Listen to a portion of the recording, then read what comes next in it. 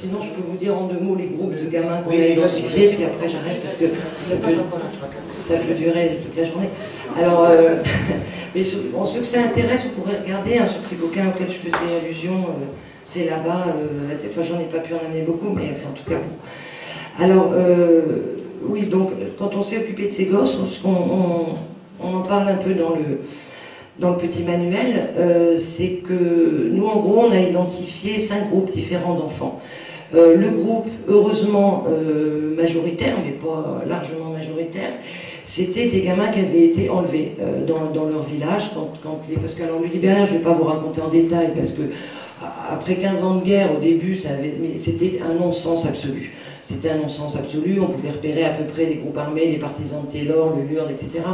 Mais très vite, c'était des espèces de bandes qui, voilà, et en fait, qui ont vécu pendant surtout toutes les dernières années, les années les plus proches, à partir du moment où les Nations Unies sont intervenues en 2003, et les années 2000-2003, ça a été l'horreur absolue. Et évidemment, c'était les populations civiles qui quittaient le village, qui se cachaient dans la forêt, etc., qu'on était les premières victimes.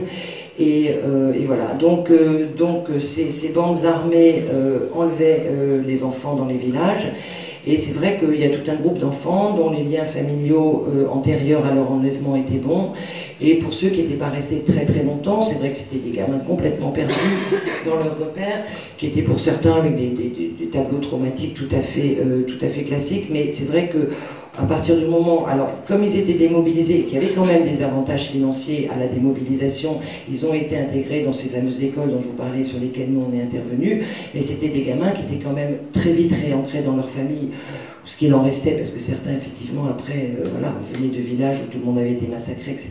Mais disons que c'était pas les plus difficiles à prendre en charge, c'était des gamins qui allaient très très mal quand l'équipe a commencé à s'en occuper, mais c'est vrai qu'avec une période d'apprivoisement et des groupes de parole et un lien avec des adultes qui étaient investis très positivement, c'est quand même des gamins à qui ça a été très utile, le petit programme de santé mentale qu'on a mis en place. Et ils avaient besoin d'être rassurés, ils avaient besoin d'être écoutés, mais voilà, c'était plutôt bénéfique. Donc ça, c'est un premier groupe assez majoritaire, mais pas exclusivement. Après, un autre groupe très très important, c'est des gamins qui, eux, s'étaient enrôlés au fil du temps, plus ou moins volontairement, parce que c'était des gamins qui étaient déjà en marge avant leur enrôlement. Donc ça, c'est un groupe important qu'il faut connaître, parce que je pense que c'est une problématique qui n'est pas spécifique au Libéria. Des gamins qui venaient de familles disloquées par la guerre, de familles pauvres, c'est des enfants surnuméraires, bon voilà, pour orphelins de mère, de père, attrapés par la famille, ce qu'on peut comprendre, hein, dans une situation aussi chaotique que celle du Libéria pendant ces 15 années, eh ben c'est vrai que ça a fabriqué des milliers de gamins comme ça en marge, et ceux-là se sont enrôlés parce que finalement, de s'enrôler dans les groupes armés, ben, c'était trouver une identité, c'était trouver des modalités de survie, et plus ils étaient jeunes, et plus c'était une possibilité aussi de pouvoir se construire psychiquement avec un entourage, avec des pères, avec des commandants hyper investis, et c'était leur famille. Et donc ça, c'est vrai que ça a été des gamins qui étaient difficiles à prendre en charge parce qu'ils avaient grandi dans un univers très particulier qui est le monde des fighters. Hein, puisque je vous ai déjà dit, c'est que une compréhension, c'est peut-être un peu simpliste de le dire comme ça, mais travailler avec ces enfants-là, il faut vraiment arriver à se représenter qu'ils viennent d'un ailleurs irreprésentable en même temps.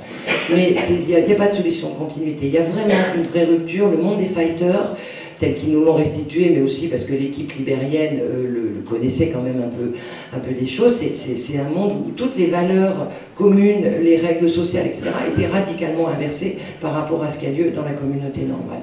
Et en plus, les fighters n'ont eu de cesse que de détruire tout ce qui représentait tous les symboles culturels, en particulier une attaque très ciblée contre les personnes âgées. Et ça participait de cette inversion des repères. Et donc, c'est des gamins qui avaient vraiment vécu dans un autre monde, et il fallait les réaccueillir. Ils le disaient eux-mêmes, ils disaient on revient dans le monde des vivants. Ils décrivaient très bien que quand ils étaient fighters, en plus ils étaient drogués. Je veux dire, il faut prendre en compte aussi avec les enfants soldats la part énorme du fait que c'est des gamins qui ont pris des produits divers et variés, beaucoup de médicaments, de la cocaïne semble-t-il quand même, parce que voilà, c'est une zone de transit maintenant de toute façon l'Afrique, parce que ça vient plus directement, donc ça passe par l'Afrique avant de remonter sur l'Europe, donc voilà, et puis de toute façon des médicaments, des tas de choses, du Valium, bon. Donc c'était des gamins qui étaient défoncés en permanence et qui ont donc commis des exactions absolument invraisemblables. dont ils ont quand même un certain souvenir, et c'est des espèces de sidération anxieuse que de revenir dans le monde des vivants, comme ils disent, et en plus de se retrouver confrontés, enfin en tout cas dans une des villes où on travaillait, avec leurs anciennes victimes. Donc c'était quelque chose de déréalisant en permanence pour eux. Voilà, donc ça c'est le deuxième groupe. Un troisième groupe qui était tout à fait minoritaire, mais c'était très sidérant, c'est le groupe, parce que nous on avait les anciens gamins qui avaient été enlevés par Charles Taylor, je ne sais pas si vous suivez le Libéria, enfin bon, peu importe, certaines factions ont pris des gamins très très jeunes. Et donc ça a fait une casse épouvantable. C'était des gamins qui avaient des espèces de psychopathologies. Moi j'ai discuté avec des gens de Médecins Sans Frontières, qui est un pédopsie, qui me disait mais c'est des gamins psychotiques. C'était pas loin. En tout cas, ils avaient un côté très faux self. Et dans les groupes, c'était les plus. D'abord, ils étaient très très jeunes. Ça, c'était clair, parce que c'était des gamins qui avaient été enlevés quand ils avaient 7-8 ans. Charles Taylor, il adorait les 8-10 ans. Parce qu'il pouvait en faire ce qu'il en voulait. Donc ça s'appelait les Small Boy Units. Et nous, on en avait beaucoup de ce groupe-là. Enfin, mais on sait qu'il y en a plein d'autres qui n'appartenaient pas au SBU, mais ceux qu'on avait, nous, venaient de ce groupe-là. Alors ça, c'était des gamins, c'était très impressionnant de s'en occuper, parce qu'ils avaient eu des positions extrêmement actives, ils avaient été extrêmement meurtriers, parce qu'à 8 ans, on vous donne une Kalachnikov, vous imaginez plus ce qu'il faut pour les déréaliser, et puis de toute façon, un assujettissement au chef, auquel ils n'avaient absolument aucun recul, alors que des ados de 14-15 ans, il y a quelque chose qui peut quand même un tout petit peu se... Enfin, là, il y a une distanciation un peu possible. Les gamins de 8 ans, on oublie, et nous, quand on les a récupérés, ils en avaient 12, c'était des gamins cassés, vraiment cassés. Alors, ça, c'est un autre groupe. Après, il y avait un groupe, lui aussi, plus marginal. Les deux premiers groupes que j'ai évoqués, c'était les plus nombreux, dans les 250 qu'on avait. C'était le groupe des gamins traumatisés, on appelait ça. C'était des gamins souvent plus âgés, mais qui avaient assisté au massacre, souvent de leur famille, dans leur village, etc. Et qui, donc, après, s'étaient enrôlés pour se venger, ou dans un processus de traumatique, de répétition traumatique, dans la faction d'en face. Donc ça, c'était des gamins qui à la fois avaient déployé une extrême violence pendant qu'ils étaient encore enfants soldats, mais qui, paradoxalement, quand ils pouvaient retrouver ce qui restait de leur entourage antérieur à leur enrôlement, arrivaient petit à petit quand même d'abord ils étaient plus grands, à retrouver petit à petit une place, et puis en plus ils étaient réaccueillis dans leur village d'origine ou dans ce qu'il en restait. Donc ils n'avaient pas cette absence de place qui caractérisait le groupe 2 dont je vous ai parlé, qui n'avait déjà pas de place avant leur enrôlement, qui en plus après étaient des ex-enfants soldats et n'en avaient toujours pas après, et c'était ça qui était le plus difficile dans le travail d'accompagnement à la réinsertion qu'on a conduit. Voilà. Et puis après, un autre groupe minoritaire, mais alors ceux-là, c'était catastrophique pour s'en occuper, très honnêtement.